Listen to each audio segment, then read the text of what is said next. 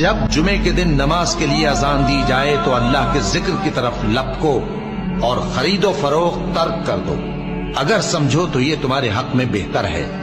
پھر جب نماز ہو چکے تو زمین میں پھیل جاؤ اور اللہ کا فضل تلاش کرو، اور اللہ کو بہت بہت یاد کرتے رہو تاکہ کامیاب ہو۔ جس روز سور پھونکا جائے گا اور ہم گناہگاروں کو یوں اکٹھا کریں گے کہ ان کی آنکھیں نیلی نیلی ہوں گی، تو وہ آپس میں آہستہ آہستہ کہیں گے کہ تم دنیا میں صرف 10 ہی دن رہے ہو، جو باتیں یہ کریں گے ہم خوب جانتے ہیں۔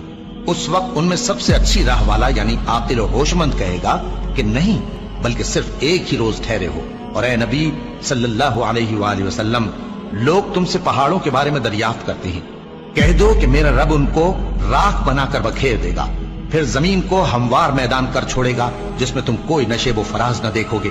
اس روز لوگ پکارنے والے کے پیچھے چلیں گے اور اس کی پیروی سے انحراف نہ کر سکیں گے، اور رحمان کے سامنے آوازیں پست ہو جائیں گی، تو تم ایک ہلکی آواز کے سوا کوئی آواز نہ سنو گے۔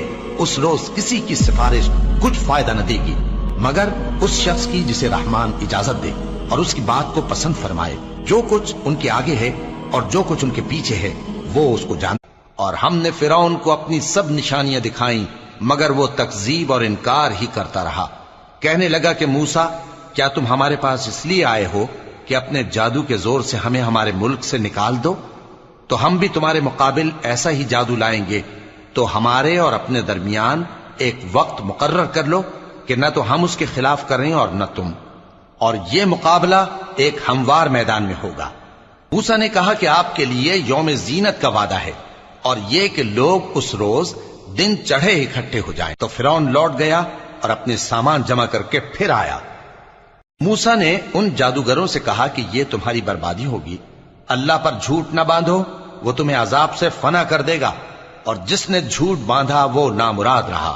تو وہ باہم اے پیغمبر صلی اللہ علیہ وآلہ وسلم اپنی بیویوں اور بیٹیوں اور مسلمانوں کی عورتوں سے کہہ دو کہ باہر نکلا کریں تو اپنے چہروں پر چادر لٹکا کر گھونگھٹ نکال لیا کریں۔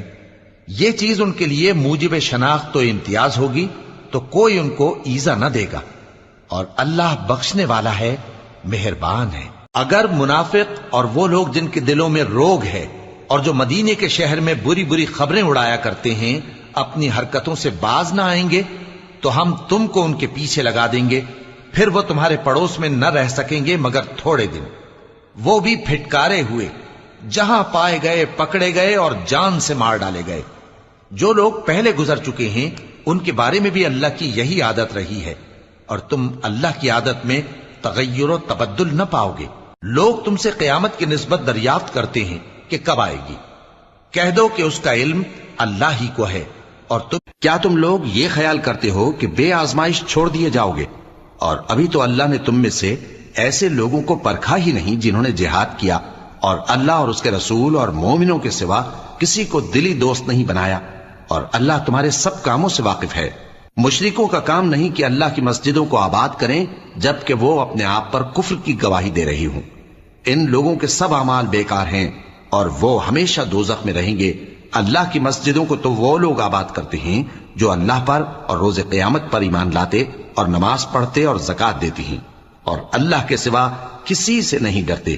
یہی لوگ امید ہے کہ ہدایت یافتہ لوگوں میں سے ہوں۔ کیا تم نے حاجیوں کو پانی پلانا اور مسجد حرام یعنی خانہ کعبہ کو آباد کرنا اس شخص کے اعمال جیسا خیال کیا ہے جو اللہ اور روز آخر پر ایمان رکھتا ہے اور اللہ کی راہ میں جہاد کرتا ہے؟ یہ لوگ اللہ کے نزدیک برابر نہیں ہیں، اور اللہ ظالم لوگوں کو ہدایت نہیں دیا کرتا۔ جو لوگ ایمان